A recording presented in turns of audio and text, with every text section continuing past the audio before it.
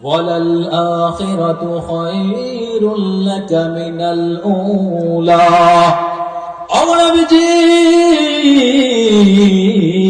কিয়ামতের দিন আপনার জন্য স্পেশাল আরেকটা কল্যাণ কি জানেননি? কিয়ামতের দিন মানুষগুলো যেদিন পিপাসিত হয়ে যাবে, আল্লাহ রাসূল বলেন, আমার হাউজে কাউসার থেকে যে ব্যক্তি এক পেয়ালা পানি পার করবে, জান্নাতে ঢোকার আগে ওই ব্যক্তি আর তৃষ্ণার্ত হবে না। নবী গো, ওই হাউজে কাউসার আমি আল্লাহ আপনাকে দান করব।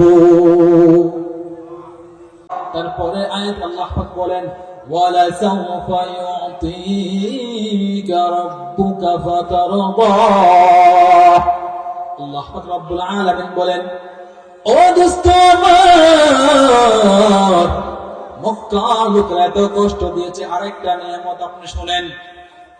এই পৃথিবীর জমিন থেকে যেদিন বিদায় হয়ে যাইবেন, আমি আল্লাহ আপনাকে রাজি খুশি সন্তুষ্ট করে ছাড়বো। এই আয়াতখানা যখন আল্লাহ পাক রব্বুল আলামিন জিবরাইলের মাধ্যমে শোনায় দিলেন, আল্লাহ নবী আবার মুস্কি হাসতে শুরু করে দিলেন। আবু বকর রাদিয়াল্লাহু আনহু বলেন, ওগো নবীজি, একটু আগে না আপনি কান্নাকাটি করেছিলেন, এখন তো চেহারা থেকে আপনার চোখের পানি দূর হয়ে যায় না।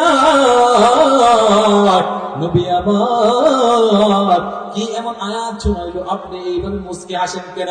রাসূল আকরাম সাল্লাল্লাহু আলাইহি ওয়াসাল্লাম জানায় দেয়, আরে আবু বকর, জানোনি আল্লাহ আমাকে কি বলছে? আল্লাহ পাক রব্বুল আলামিন বলছে, কিয়ামতের দিন আল্লাহ আমাকে সন্তুষ্ট করে ছাড়বে।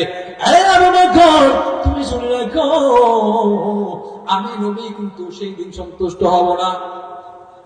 আল্লাহ আমাকে দিবে, আমি সন্তুষ্ট হব না, আরো দিবে, আমি সন্তুষ্ট হব না। এক পর্যায়ে মাওলাই কারীম আমাকে জিজ্ঞাসা করবে, ওগো দোস্ত আমার, কি পাইলে আপনি সন্তুষ্ট হবেন বলেন? আমি সেদিন জানাই দেব, ও দয়ার মালিক, আমি সন্তুষ্ট হব তখন আমার সকল উম্মত গুলোরে লইয়া জান্নাতে যাইব যখন।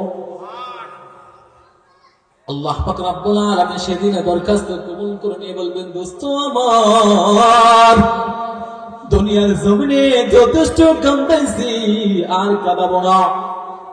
সুতরাং আপনার সকল উম্মতদেরকে লইয়া জান্নাতে যাবেন, কিন্তু কোন উম্মত? যারা নামের উম্মত না কামের উম্মত? কথা কয় না। উম্মত দুই প্রকার আছে, একটা আছে নামের উম্মত, আর একটা কামের উম্মত। নামের উম্মত আর কামের উম্মতের মধ্যে পার্থক্য কি? রাসূল নিজে হাদিসে বলে গেছেন। রাসূল আকরাম সাল্লাল্লাহু আলাইহি ওয়াসাল্লাম বলেন, মান আহাব্বা সুন্নতি ফাকাদ আহাব্বানি ওয়া মান আহাব্বানি কানা মা'i ফিল জান্নাহ। রাসূল আকরাম সাল্লাল্লাহু আলাইহি ওয়াসাল্লাম বলেন, ও আমার উম্মত, তোমরা যদি আমি রাসূলের সাথে জান্নাতের ভিতরে যাইতে চাও, আমি রাসূলকে ভালোবাসো। আমি রাসূলকে ভালোবাসতে চাইলে আমার সুন্নতকে এত আদর মহব্বত করো।